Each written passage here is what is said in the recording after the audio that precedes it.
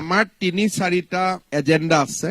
এটা হৈছে যে চৰকাৰী বিষয়া কৰ্মচাৰীসকলক এতিয়া আমি কম্পালসৰি কৰিছো যে তেওঁলোকে এটা জনজাতীয় ভাষা শিকিব লাগিব।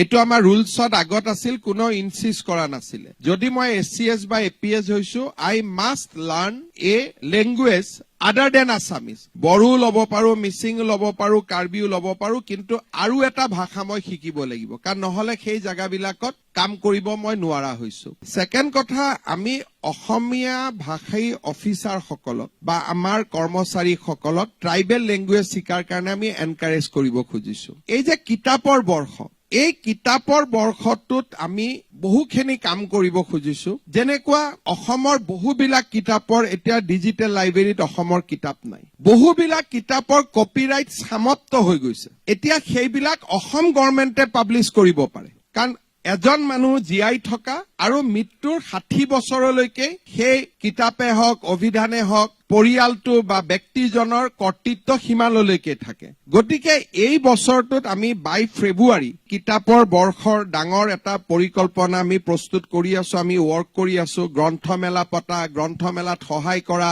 চৰকাৰী কৰ্মচাৰীক অতিৰিক্তকৈ টকা দিয়া, তেওঁলোকে যাতে কিতাপ কিনিব পাৰে। গভৰ্ণমেণ্ট এমপ্লয়ীক এইবাৰ আমি দৰমহাৰ লগত এটা অতিৰিক্ত টকা দিব খুজিছো অকল কিতাপ কিনাৰ কাৰণে। কিতাপৰ বিলখন আহি গভৰ্ণমেণ্টক দিব লাগিব। সো 3.5 লাখ মানুহে এই বছৰ কিতাপ কিনিব অসমত। And fund will be provided by government. গভৰ্ণমেণ্টে টকা দিব, যেনেকে মই মন্ত্ৰী, মুখ্যমন্ত্ৰী মোৰ দৰমহাৰ লগত 1000 টকা যোগ কৰি দিব, কিতাপ কিনিব লাগিব। গ্ৰন্থমেলা পাতিলে আমি গ্ৰন্থমেলা পতাৰ কাৰণে আমি পইচা দিব খুজিছো।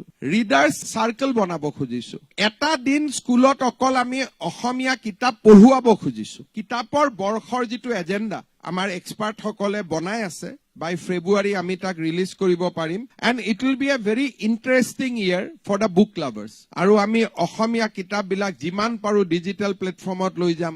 অসমীয়া পুৰণা কিতাপবিলাক আমি পাব্লিচিটি কৰা আৰম্ভ কৰিম। চন্দ্ৰকান্ত অভিধান, হেমকোষ অভিধান, now will print and will distribute. কিয়? These are already become property of the people of Assam. টকা দি কিনিব নালাগে, পঢ়িব লাগে। সো গতিকে আমাৰ হাতত we have a very big agenda this year. আৰু কিতাপক লৈ এই বছৰত আমি বহুত কাম কৰিম। খালি মই আজিয়ে ক'ব খোজা নাই, because our expert team is working on date. আমাৰ টিমটোৱে কাম কৰি আছে। দুই এটা ইনোভেটিভ সাজেশ্যন আহিছে যে কৰ্মচাৰীসকলক দৰমহাৰ লগত 500 টকা যোগ কৰি দিয়ক। এটা মাহত 500 টকাৰ এখন কিতাপ কিনি আনিব। দ্বিতীয় মাহত আৰু 500 টকা দিয়ক, এইবাৰ গল্পৰ কাৰণে। তৃতীয় মাহত আৰু 500 টকা দিয়ক, এইবাৰ উপন্যাসৰ কাৰণে। সো মেনি ইণ্টাৰেষ্টিং সাজেশ্যন হেজ কাম।